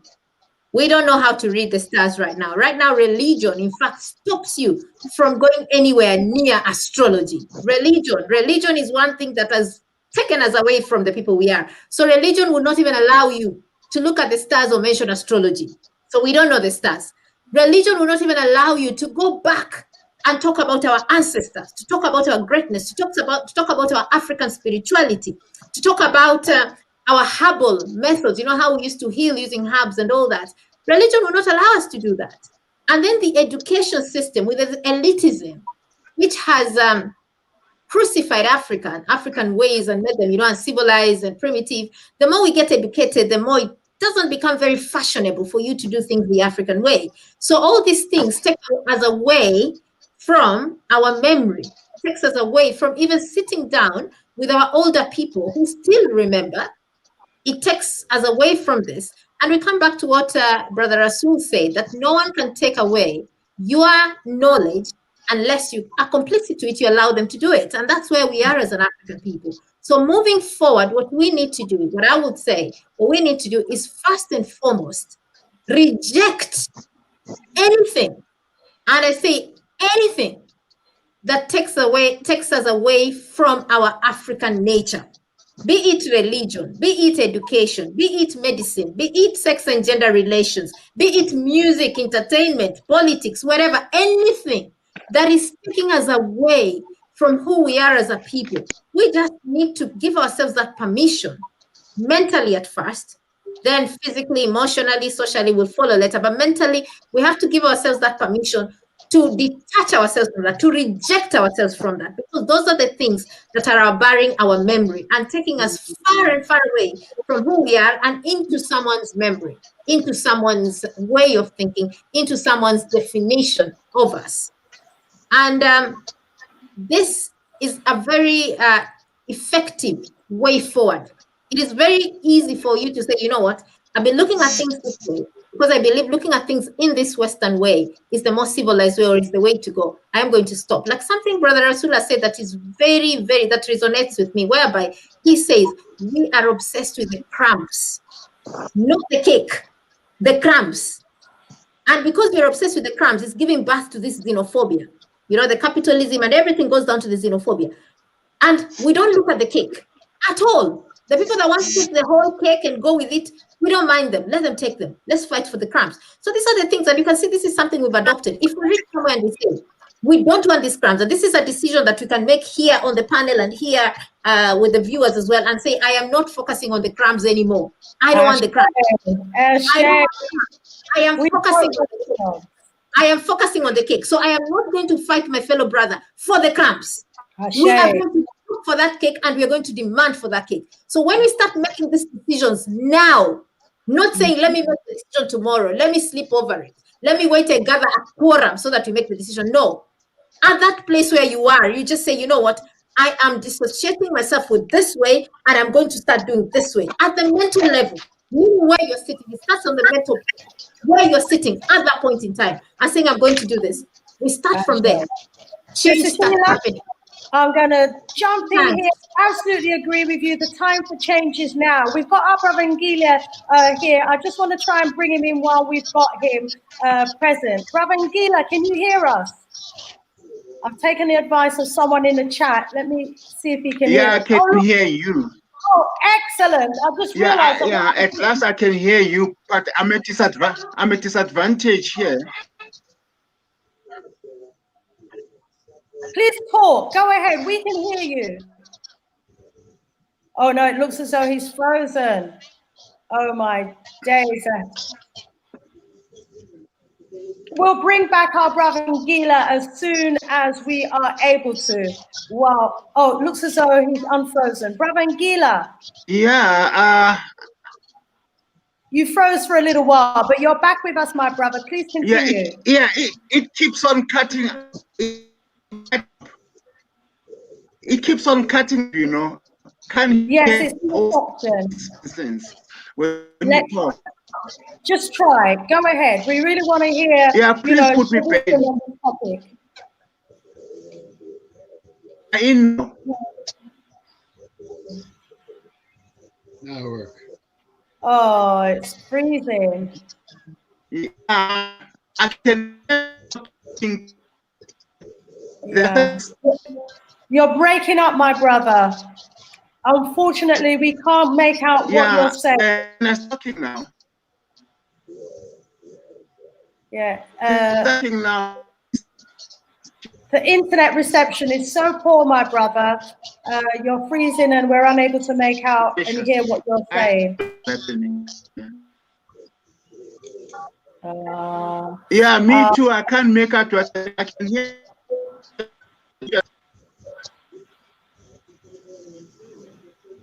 Let's come back to our brother Ngila.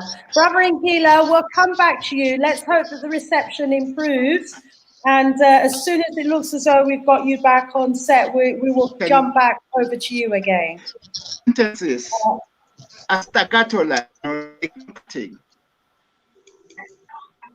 But for now, let's go over to Dr. Abu. Dr. Abu, a lot has been said since the last time we heard from you, my brother. What say you? Wow. I'm getting some feedback. Can you hear? We can hear you fine, though. Okay. Can everyone put their device on mute, please? Yeah, man. Give thanks. Give thanks to the panel again. Brother Rasool, you know. Wonderful, wonderful input, you know. As Sister Sheila said, the religion, because everything them said, every action that we take in life is routinely rehearsed in our imagination. You know, and when you have a foreign institution control this, you know what I'm saying, then we are in serious trouble. And we reach a stage where we are afraid. We're afraid to even talk to our own family member of this Western religion, you know.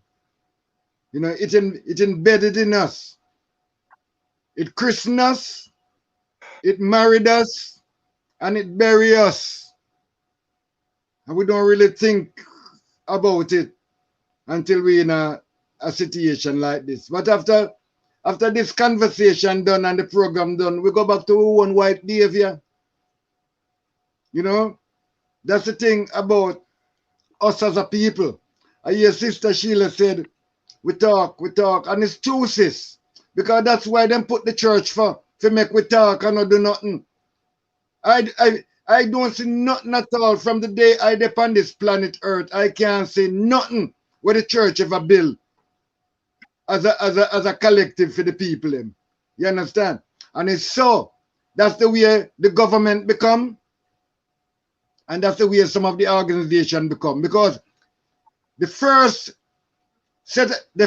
that bring division amongst us is the church. I've seen 3 churches on this road here. And when they're over, none of them, church up the top don't even talk to church in the middle, much less the bottom. Because they think that what them have is better than these things. This is what they plant on us.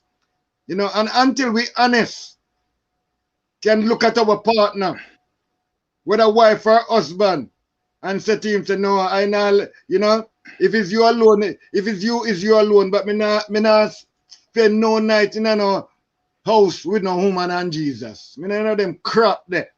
And this is how some of us, man, become. You understand? We become a secretly friggin' homosexual. You understand? Metaphorically. You understand? Because we are a wife asleep with the same friggin' man. Simple as that. And it's gone right in our mind. You know? Some people may not like to hear that, but if you understand the European narrative, that's why I'm plant that in you. Because today, you have African woman who is kicking out them African man for Jesus. A fella that them don't know. You understand? Where did that come from? You know? We never used to do that as African. Eh? We have African man I put out even his wife because he don't want to go to church with him. Where we get that? Plantation business that. And that is what the whole Africa is suffering from. That is what the whole Caribbean is suffering from, because that is the virus of colonialism. Simple blood. Rise up, Dr. Abu, just illustrating for us really the extent to which, this, indoctrinated religion that we've taken on is, ruining families, splitting up marriages and getting in the way of families. Let me see if we can go over to our brother Ngila now and hear from him from South Africa. Brother Ngila.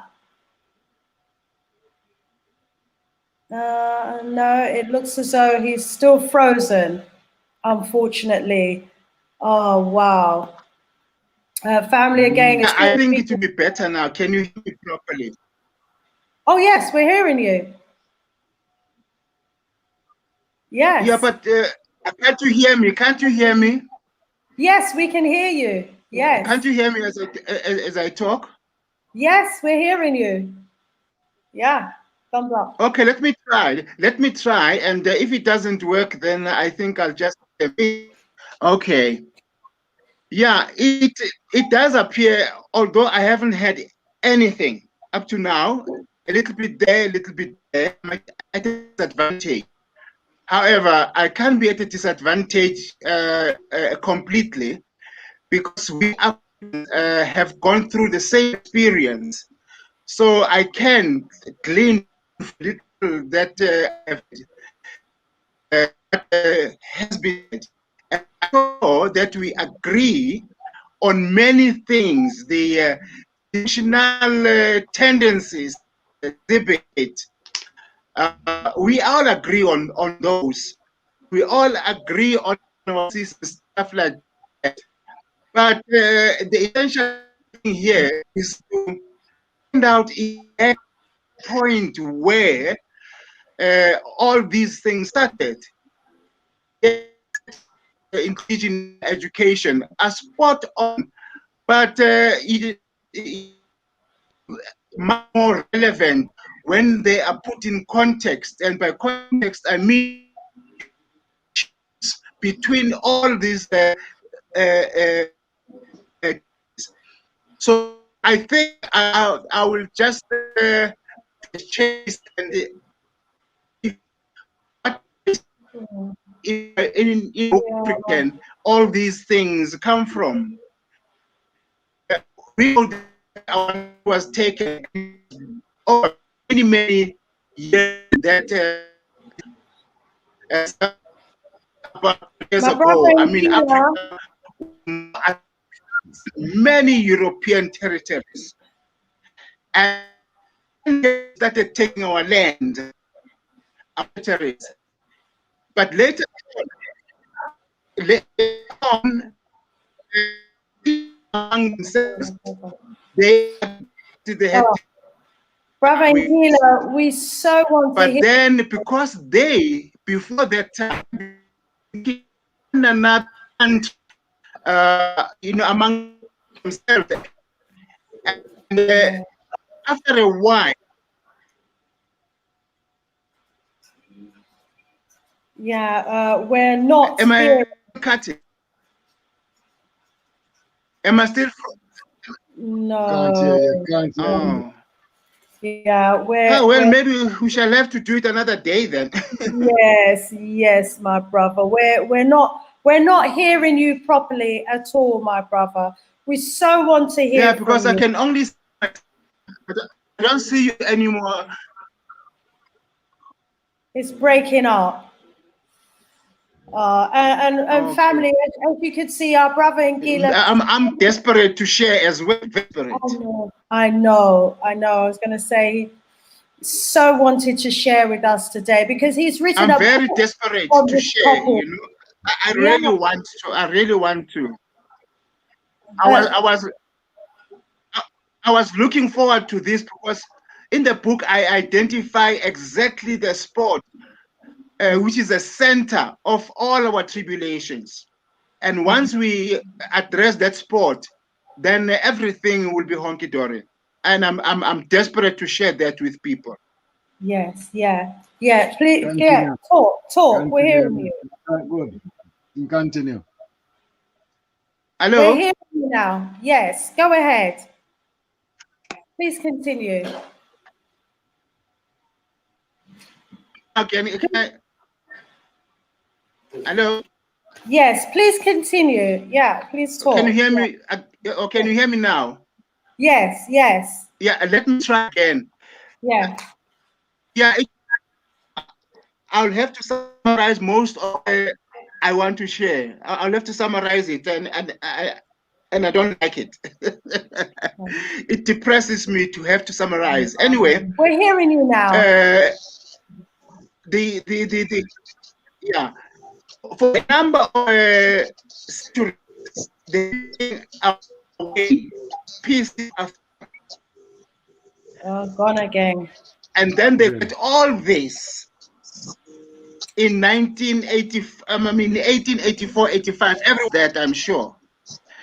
But the problem is that the real problem here is not whether they took away our land, because we shall have claimed it back anyway, and they knew that.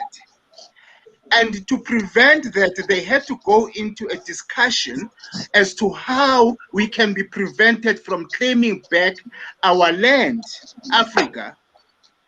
And then this area was covered by Lord Macaulay in 1984, but it was not consolidated and integrated into their program of dispossessing Africans of their land until 1884, 1885. So what they really, which sustained their possession of our territory, Africa, was our mind. It is about religion, it's about education and all, but our mind, because they got together, they are historians, and at the time they were not psychologists, they got anthropologists, they got together, they are philosophers, they got to and then they added onto that the dictionary. That's where religion comes in. And what they did was to understand human mind, first and foremost, the human, whatever humans these were. And after that, the second stage was to understand the African mind. What is it that sustains the human mind? What is it that it gives them resilience? What is it that gives them fortitude? And they realized that it was our spiritual values. And spiritually has got nothing to do with religion. It has got something to do with the way of life. Our way of life was spiritual, and they said this is where it must attack us. Now, what they did was to not just to our way of thinking or our thinking, but they twisted the way of thinking, how we think. What do we use to think? Now, before then, we used to take responsibility for our lives because that's what our spirit was. Our spirit was self-reliance and so forth. Also, we had a spirit of interdependence among us. So they had to remove those two things. That is what gives people resilience, gives them attitude. That is what gives them the awareness of identity and what they should do with their challenges. They worked on that. But they started with education. They identified the areas they were working on, the type of education that they gave, gave us also religion. Now, what they did with through religion and education to twist the method. What do I breaking up in where our responsibility is? Our responsibility from ourselves gave responsibility.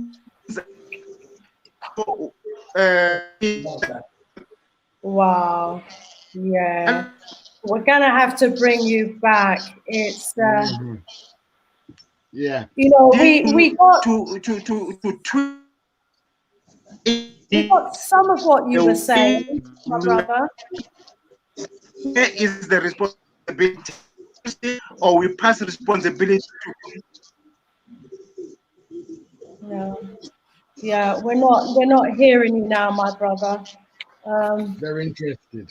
Yeah, we're not. Huh? We're not. Unfortunately, we're no longer hearing you. Are you here?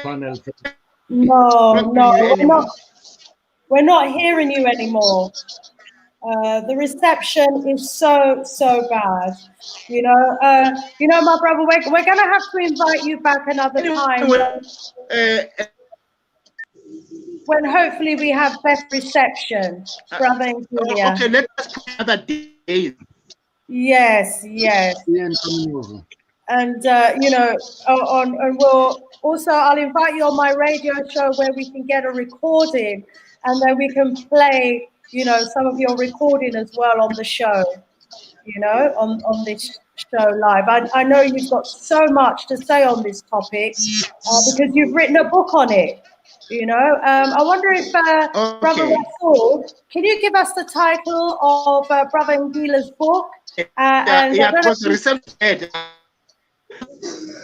Yeah, it's not working. Brother Rasul, I wonder if you could just. Yeah, we're not hearing you, Brother Ngila. We're not hearing you properly at all. So sorry. We're going to have to come back and invite you back on another occasion when hopefully we will have better reception. Okay, Brother Rasul, I wonder if you could tell us, please, the name of our brother's book, and if you can maybe say a little bit about it. I'll have to look for the title. It's on my computer somewhere. Let me I try. think the title is I Am an African. I think. Yes, I think that was I'll look for it and I'll try and get it onto the show later on because I'll try on my computer and see if it works. yes. What happens is Brother Ngila is someone who has spent time on Robben Island. He's a struggle veteran. He's someone who was with the PAC. He's someone with the total Pan-Africanist ideology, and he's a person of integrity and someone that's a very good critical thinker. He's put his words into a book, and I think it's if you have a conversation with him, unfortunately, the gremlins are not allowing him to speak. But if you have a conversation with him, you'll realize that the value of his book is immense. Because if we talk about the decolonization of the mind, I see his book as a concrete way in which we can begin to do an analysis and to reprogram our minds as well. We have many things, like if you know in computers, they have something they call viruses. Colonialism was that virus, and it's people like Brother Ngila who will ensure that we have our antivirus. And I think we need to be readers. We have to also inculcate within our people the love of reading, the love of knowledge, the love of information. Because what is happening, we also have anti-intellectualism that is being pushed down our throats, where we are told you are not supposed to think. Your politician will think for you, your priest will think for you, your prophet will think for you, but you are not supposed to think for yourself. And it's the lack of critical thought that has taken us and brought us to where we are today. And we now need critical thinkers. We now need analysts more than we need ideologues, because we are very good at slogans. You know, bring back Africa, bring back the land. But slogans are not going to liberate us. We need concrete actions. We need plans. We need the implementation of those plans. We need the vision to reimagine what the African continent will be. We need to have future things. We mustn't only look at the past and say, that white man did that to me. That was yesterday. What have we learned from him? Like Muhammad Ali, for example, his kind of thinking. When someone beat him, he studied the person and then he came back and he beat them. He was very smart. He was very strategic. He knew what he was doing. He knew how to do it.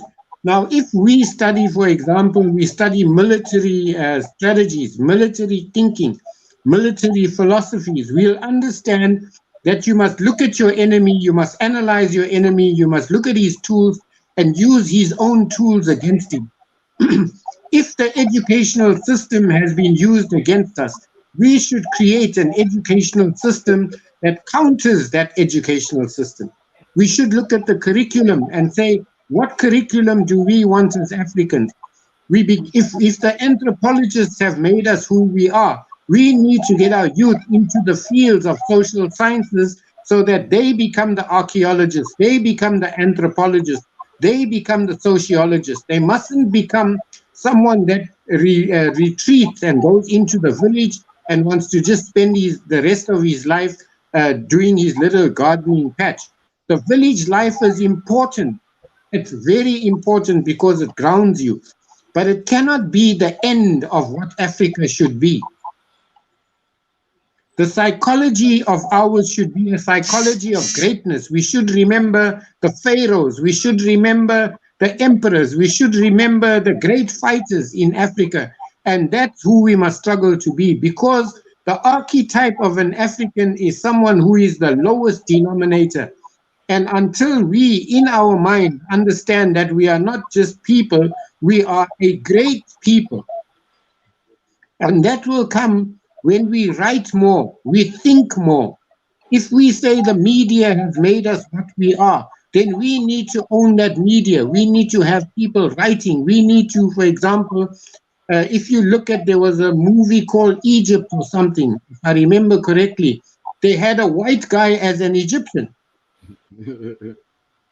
You know, so my trust is, let's have our own media where we can portray Egyptians as what they were.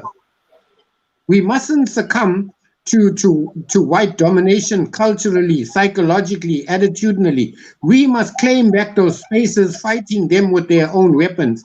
If they pull a gun for us, we're not going to go with a knife. We're going to pull a bigger gun. You know, Malcolm X had that thinking. He says, if someone pulls a gun for you, pull a bigger gun. If they, for example, want to wrestle us, we're going to wrestle them with better tactics. We're going to study them. We're going to understand what they do. And we're going to fight them with what they do, because many of us think that white people have white ideas. That is the colonization of our minds. White people stole our ideas and sold them back to us. That's right. Just like they take our raw materials, they took our raw ideas, they turned them into products and sold them back to us as their idea. Yes. For example, you see religion. I've just downloaded a movie on racial supremacy in religion. I haven't watched it yet, but I want to watch it. I've downloaded some stuff, some books that were written on white supremacy and religion. That's why you'll find black people go to a church with a white Jesus, and they look at the white Jesus and say, that is God. And by definition, the slave master is God too. If you look at God, you look at angels, they're all white. If you look at devils, they're all black. Mm-hmm. Now, that is where we have to look at what do we do with this monster we call religion. On the other hand, you also look at the people who have colonized us using religion, because they have made an industry of religion. Mm-hmm. These people now sit on our shoulders and extract the last money that we've got by promising us real estate in a place where they cannot deliver the houses that they promised, but they want deposits now, which means the people are paying for paradise. The people are selling their souls for paradise, a paradise that may not be delivered. So we have to become realistic and say, if I am going to live, I want this life here to have the quality that it should have for me, my people, my children, and those yet to come. I want Africa to look like this. I want Africa to be able to send a satellite to the moon, for example, if necessary, or a satellite into space, or, for example, our own electronic transmissions, our own cell phones, our own computers, our own computing systems, our own infrastructure. We must learn to become independent and creators as opposed to looking for jobs. We also need to look at our government and stop taking this mantra of everyone coming with money and they're going to create jobs. This idea of working for an oppressor who's looting your house, for example, is totally erroneous. It's like someone coming into your house, burgling, and then paying you to help him carry the goods out of the house. And we're falling in for this, and we continue to elect people on the basis that they'll give us jobs. We don't want jobs. We want our country back. We want our land back. We want our resources back. We want our water back. Nothing left. That's my view. Ashe, oh, Ashe. Absolutely agree with you on that, Brother Russell. Wow, wow, wow. And, all of what you're saying there, my brother, about, us taking back, the responsibility for our education, our economy, our political, etc. It means taking back control. And that is what, these invaders have done. They've maintained control over us. They control the institutions, they control, the corporations, they control the governments behind the scenes, they're controlling the medical institutions and fraternities, they're controlling the education system. They are maintaining control. And what we've got to try and do is take back control. Take back control of our countries, our land, our religions, our spirituality, our economies, our trade. We have got to be the ones who are in control of everything to do with us, be in control of our businesses, be in control of our minerals, be in control of our resources. And that is what where we've got to get to. And I think, you know, the discussion that we've had today, I mean, starting way back with, you know, from Sister Sheila describing for us the education that she had, you know, with the sort of education that we was given and such an illustrative education, it's clear that we are not in our right mind as a people. We are out of our right mind. And there was a definition that I've had here that hasn't come up as yet. And Brother Jammers, if he was here, he was going to talk to this. And it was describing the situation that we're in as menticide. But before I go to menticide, I just want to bring in a quote here by someone called Bobby E, who writes and says, thinking out of the mind of the European as if it were our own. That's what many of us are doing. He says we are thinking out of the mind of a European as if it were our own. And it is the state of being psychologically brain dead and having one's thoughts replaced with alien ones, a state akin to being a zombie. So he's basically describing the vast majority of us as walking zombies, people who are out of their right mind, people who have a Eurocentric mindset, whose mind has been so colonized and whitewashed and brainwashed that we don't even realize, most of us, that we're not even thinking in our right mind. And that could, I think, describe the term menticide. And menticide derives from the root word I have here, menta, meaning mental or thinking, and side, meaning to kill one's normal thought processes. And isn't that what's happening to us throughout the education system, through the media, through the mainstream that we've all embraced? You know, our mind is being killed on a daily basis. And so basically, their ultimate objective is to kill our own mind and to replace our mind with their thinking. That's the process of menticide. Menticide also means that an artificial alien collection of thoughts and way of thinking have replaced what has been altogether suppressed or removed. And that would go a long, long way, in my opinion, in explaining, you know, what our brother Rasul was describing. Why is it that we don't remember, you know, how great we were and all of what we were able to do? Because we're suffering from menticide. You know, our thought processes have been killed off. You know, we're not able to use our own mind. We're not using our own mind because our mind has been replaced with an alien one.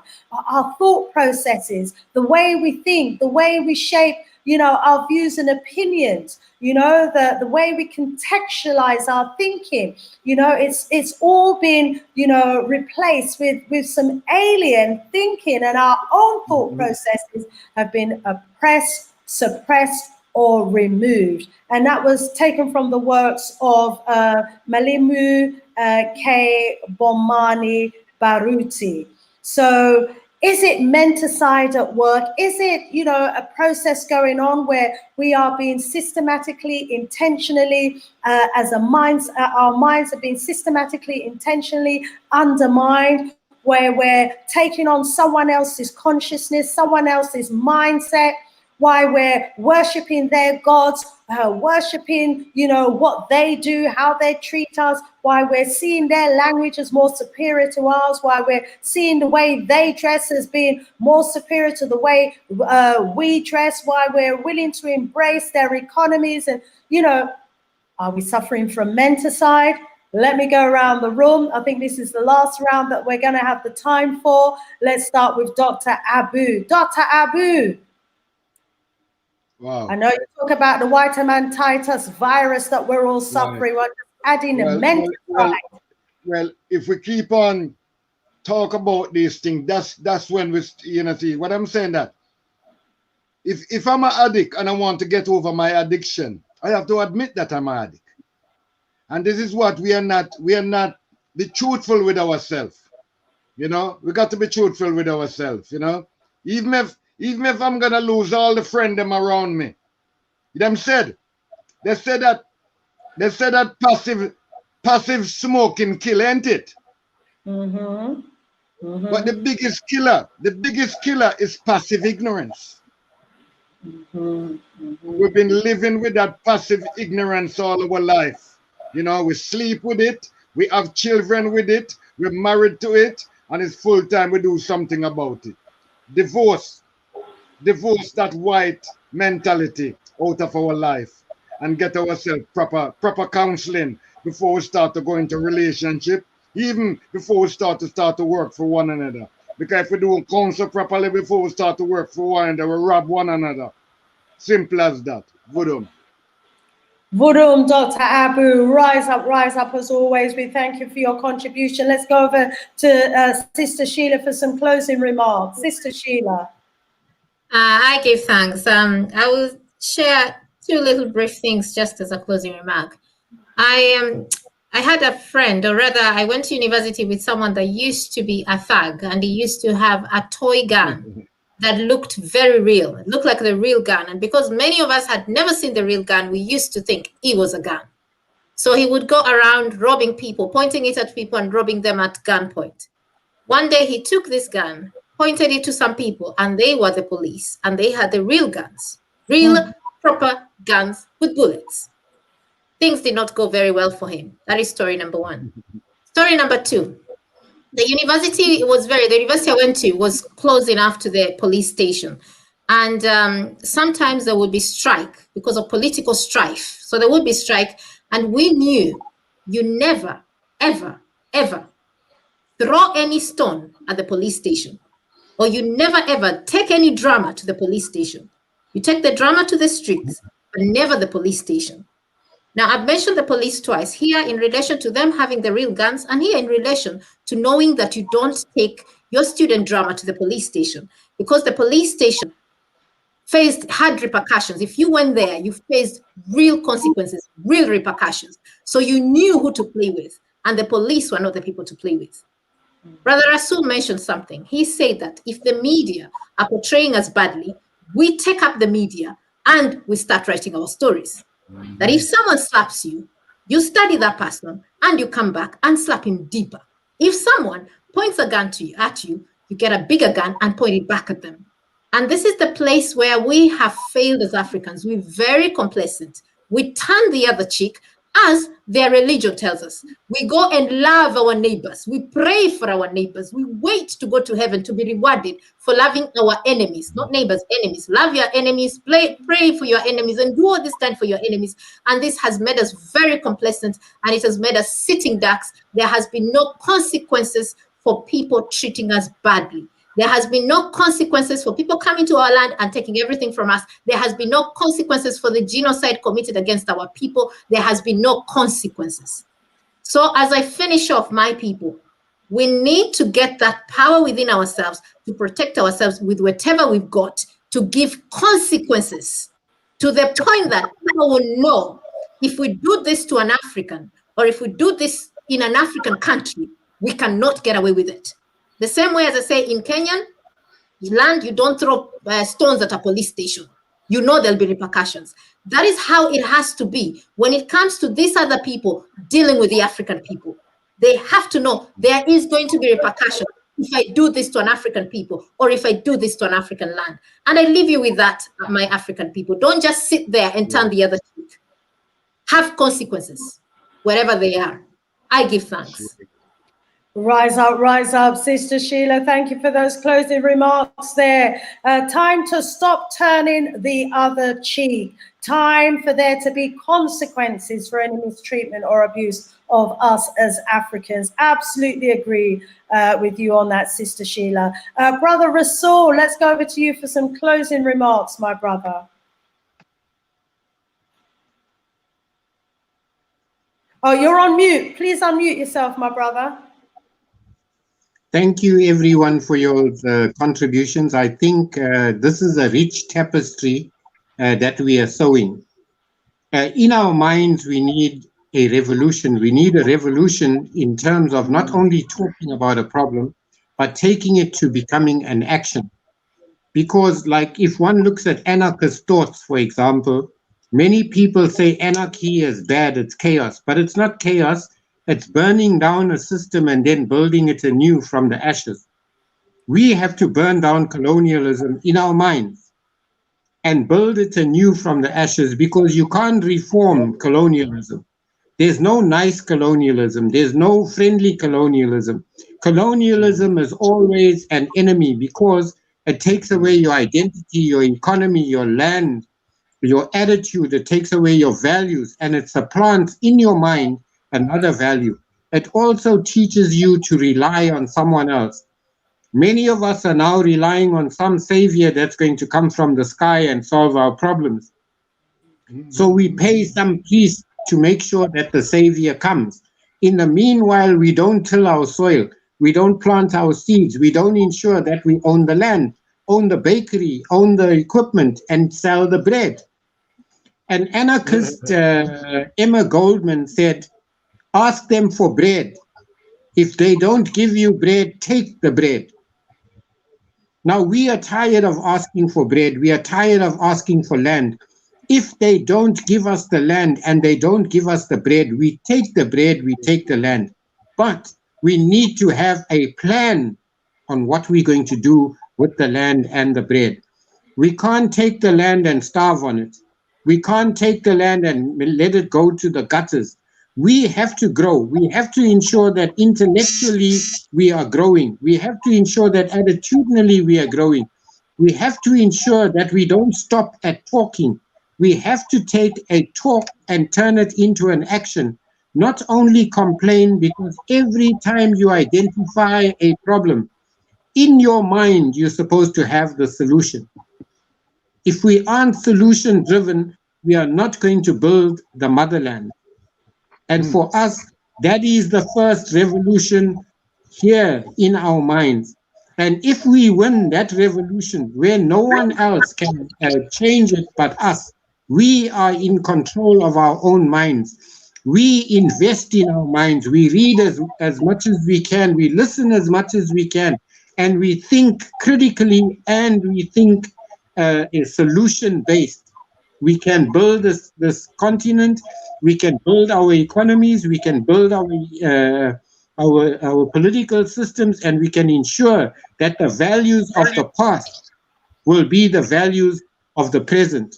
It's reimagining who you are, and we can do that. Rise up, Brother Rasul. Thank you so much for your closing remarks there. I wonder if we can get a few words from Brother Ngila. Let's try one more time. Brother Ngila, can you hear us? Unfortunately, it doesn't look as though we're going to get any closing remarks from our brother Ngila. Family, wow. We have a job to do indeed. As you know, we've been saying throughout the evening, the yes, time... I can hear and I'm looking to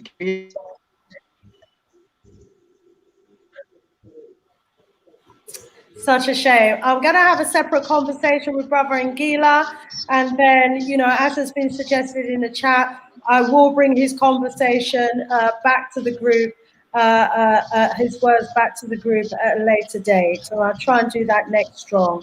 So sorry that we couldn't hear from Brother Ngila. So family, the time for change is now. The time for action is now. We need a revolution of the mind. We need to burn down colonialism in the mind. Rise up, Brother Rasul. There's no savior that's going to come and save us. We have got to save ourselves. And, you know, we have to start recognizing that we have been programmed to hate ourselves. We have been programmed to self-destruct. We have been programmed to elevate whiteness and to hate everything black. And we have now got to bring about that change in our mindset so that we can again become the great ones that we were in the past. And I want to thank everyone in the chat for bearing with us and the technical problems that we've had today, you know, but the panel, as always, has been on fire, you know, and I will do my best to bring you, you know, information, because our brother was saying he's hit the spot. He came ready to talk and to deliver today. It's just such a shame that we were unable to hear him. But, you know, Dr. Abu, thank you so much. Sister Sheila, thank you so much. Brother Rasul, thank you so much. To everyone in the panel for all your contributions and your support, we thank you so much. Stay strong, stay powerful. Peace and love, family. One love. Sister Shanice out of here for now. We'll be back next strong, live and direct. Asheo.